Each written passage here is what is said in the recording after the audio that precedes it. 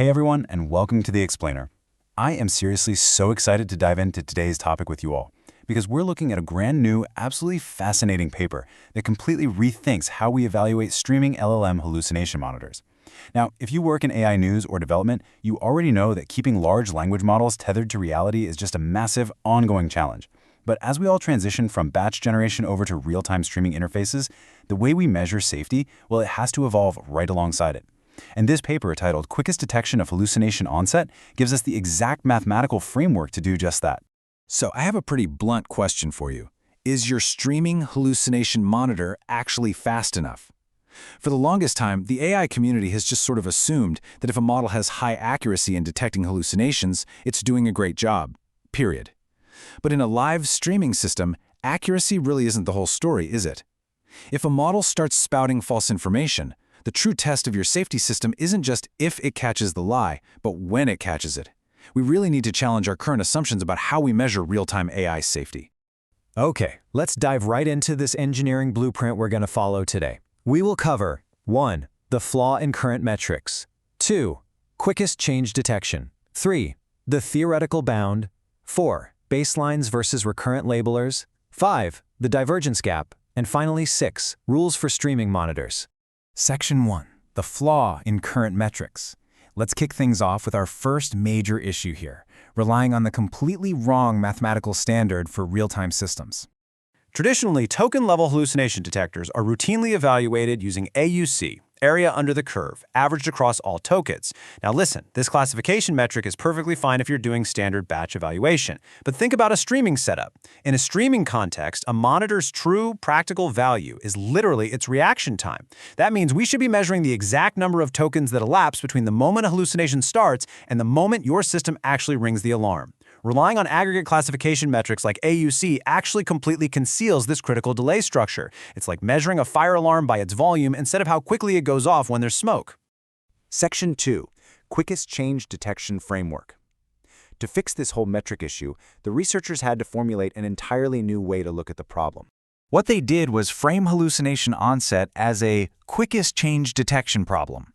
Basically, they use a first-order Markov model to represent the latent state of the LLM's output. It treats that terrifying transition from a faithful generation into a hallucinated generation as a stochastic change point.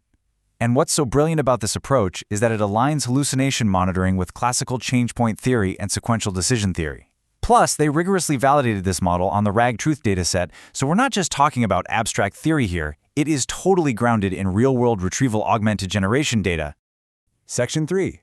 The theoretical lower bound. Now, by placing this task inside classical change point theory, the researchers unlocked something incredible: a theoretical speed limit for detection. 1.3 tokens. Seriously, let that sink in for a second. This is a heavy-hitting metric. Using their framework, the paper establishes what is known as Lorden's lower bound on detection delay. It mathematically proves that under a strictly specified false alarm rate of 0.01, the absolute hard floor for detection delay is approximately 1.3 tokens, meaning it is physically and mathematically impossible to detect the change faster than this while maintaining that exact false alarm rate. This bound serves as the ultimate undeniable benchmark for any practical detector you might build. Section 4. Baselines versus recurrent labelers. Okay, so we know the theoretical limit is 1.3 tokens, but how do our current systems actually perform out in the wild? Let's shift our focus from mathematical theory to real-world benchmark implementations. Well, if you take a standard linear per token baseline and run it at that exact same 0.01 false alarm rate, the reaction time is roughly 31 tokens. 31! That is agonizingly slow in a streaming environment. Think about it. By the time the alarm finally goes off, the user has already read a significant chunk of hallucinated, totally fabricated text. The damage is pretty much already done.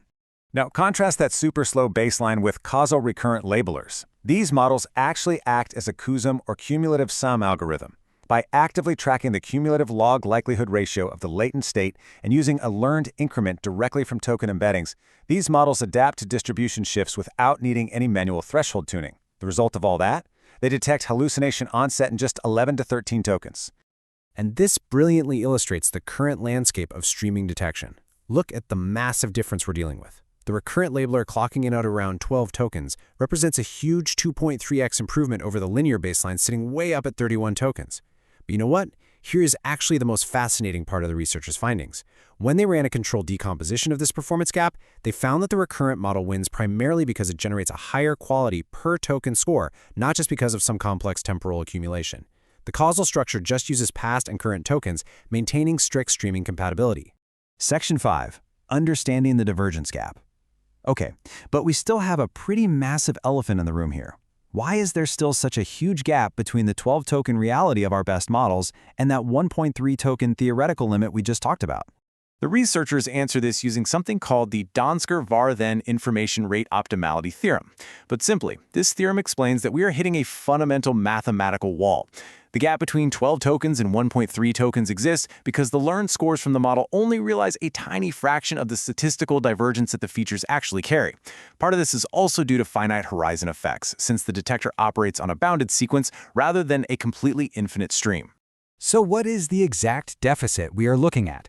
The learned score captures only 4.5 of the theoretical divergence. And here is the real kicker. This deficit is fundamental. Standard recalibration techniques absolutely cannot fix it. The theorem quantifies exactly how much information is just being discarded by the scoring function. It literally proves that the embedding space or the scoring head simply isn't fully differentiating between the faithful and the hallucinated distributions.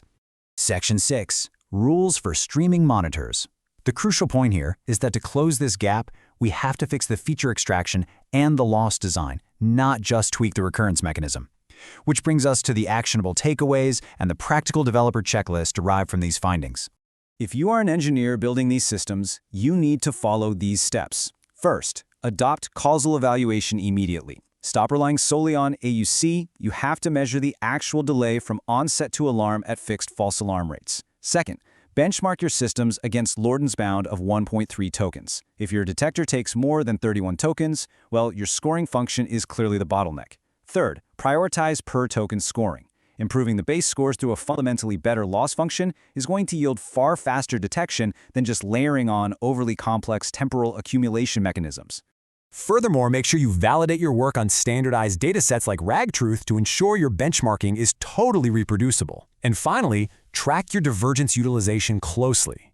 If your scoring ahead captures less than 0.22 of the theoretical KL divergence, which, remember, is that 4.5 fraction we talked about, you have to fundamentally redesign your feature extraction or your representation learning objective. Recalibration just won't save you there. So I want to leave you with this final provocative question to chew on. Are classification metrics currently concealing the true delay structure of your production systems? It is honestly time to abandon batch AUC for streaming applications and fully embrace sequential analysis. By directly measuring latency and benchmarking against Lorden's bound, we can finally build LLM monitors that act at the true speed of real-time generation. Thank you so much for joining me for this explainer. I really hope this helps you go out there and build safer, significantly faster AI systems.